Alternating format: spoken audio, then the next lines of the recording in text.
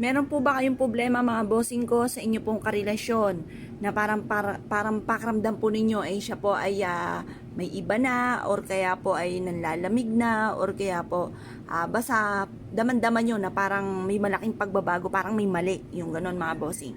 Or kaya ganon din sa inyo pong anak or kaya po parang feeling po ninyo ay paborito kayo ng kamalasan. Meron po ako ituturo sa inyo, subukan nyo po ito. Sulat nyo po dito ang inyo pong tunay na pangalan. Yan. Tapos, sabihin nyo dito yung hinanaing ninyo. Halimbawa, ang mister ko ay, halimbawa, nanlalamig na sa akin.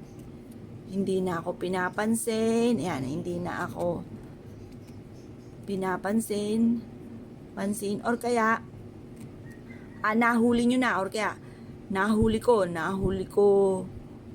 na meron siyang kachat, yung ganon mga bossing, or nanonood ng kung ano-ano, yung ganon mga bossing, basta kung ano yung hinanaing ninyo. Or kaya kung hindi dyan sa mister ninyo, halimbawa ito, Apple Pag uli, pangalan nyo po yan ha, sample lang po ito.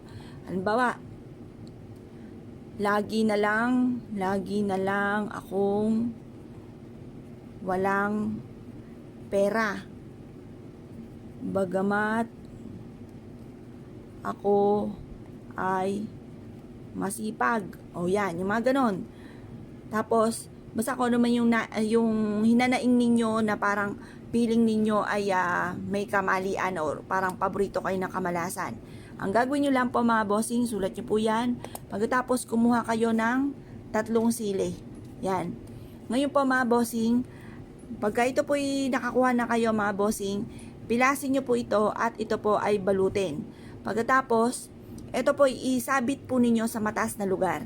Sabit nyo po ito. Ito po ay panawagan para sa pagbabago. Kasi, alam nyo po ba ang sili, may kakayahan po ito na magtaboy din ng kamalasan.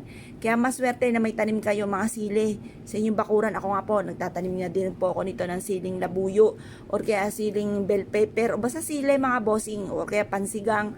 Makakatulong po yan upang sa ganon, maalis yung mga kamalasan, yung mga negative energy na hindi nyo nakikita.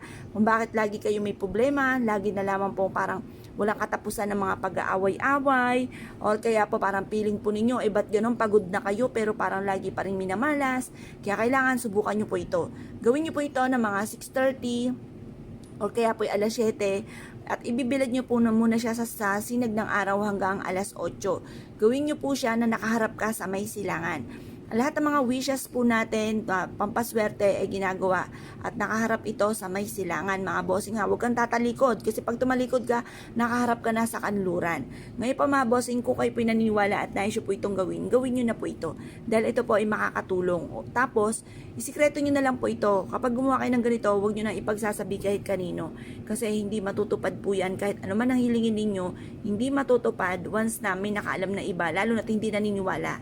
Tapos makukontra, parang masasayang lang effort ninyo sa paggawa kung may makakaalam at hindi naniniwala.